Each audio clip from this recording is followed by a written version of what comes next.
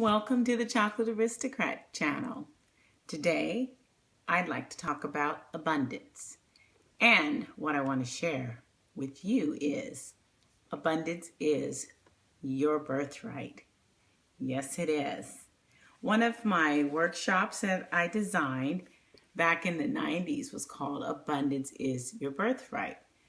This is the workbook that I actually designed for the participants, and it says abundance is your birthright, the affirmative action plan for life, meaning to be affirmative with what it is that you desire and to take action as far as performing what it is that you're going to do. So it's a thing that you're doing over and over. And then also to have a plan. What is a plan? It's a method for accomplishing something, for accomplishing what it is you'd like. So it's about having intentions. And I thought I'd share with you a little bit in regards to abundance is your birthright. Because many times when people hear the word abundance, they think money immediately. When a girlfriend of mine, she was a master coach, also Nancy Baker, we would do abundance workshops and they'd sell out all the time. And we'd ask the people, what is it that you think of when you hear the word abundance? And most people would say Santa Claus. And why? Because he brings lots of gifts, lots of everything, and he can take them to everyone. Many people would say Oprah Winfrey. At the time, she was giving everybody a new car and a new car. So people would say Oprah Winfrey. And then, of course, people would say, depending on their religion, the abundance of love that Jesus gives and shares. So I'd like to share with you a little bit of what I have here. And it talks about how so many people, so many of us are used to speaking poverty to ourselves. I'm broke. I'll never have anything. I was born poor. I'll always be poor. And I would think, how odd that people want to speak, poverty into themselves as opposed to abundance, to prosperity, whatever that means to you. And so it's a simple way of languaging your life. I like to call it language your life for success, language your life for what it is you desire in life. But first of all, you have to know what it is you desire. So in simple words, train your mind,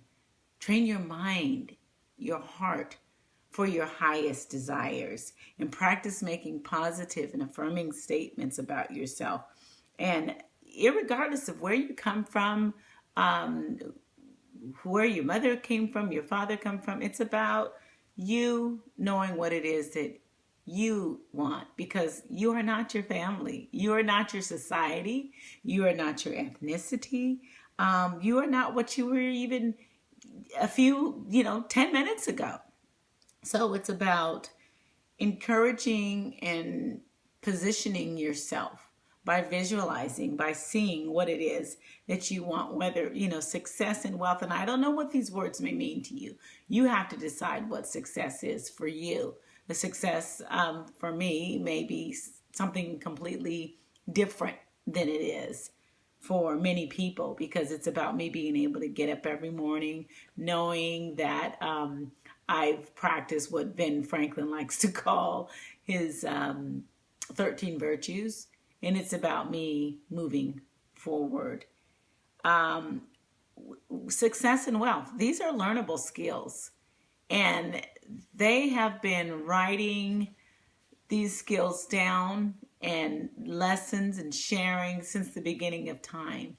There are things, a lot of people like to go to Napoleon Hill's Think and Grow Rich, which is wonderful. Mine was from Ben Franklin, learning simple steps that he took and simple things that I could do to better myself. And I'd share those in my workshop and continue to share it here. There's seminars. And right now, today, oh my gosh, there's so many people on Instagram Periscope, and they're sharing all these wonderful principles. They're sharing what it is that they did that moved them forward. But the one big thing is a made-up mind. And a lot of people don't tell you. It's a made-up mind. It's work.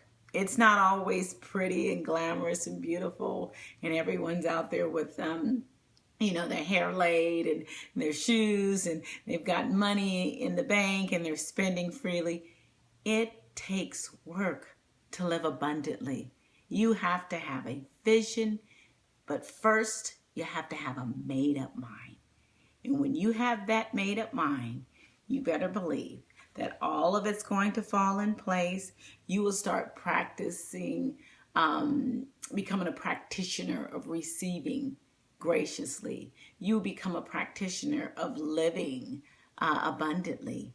You will become that practitioner of giving from your heart and not I gave because of. Just make sure you keep your intentions pure. Make sure that you realize that you are rich and you are wonderful, and that you know abundance, yes it is your birthright. Own it. Start putting it into practice. 2016 is almost here. No more waiting. You've waited long enough, and you've been saying, I should be living a better life. I should feel better about myself.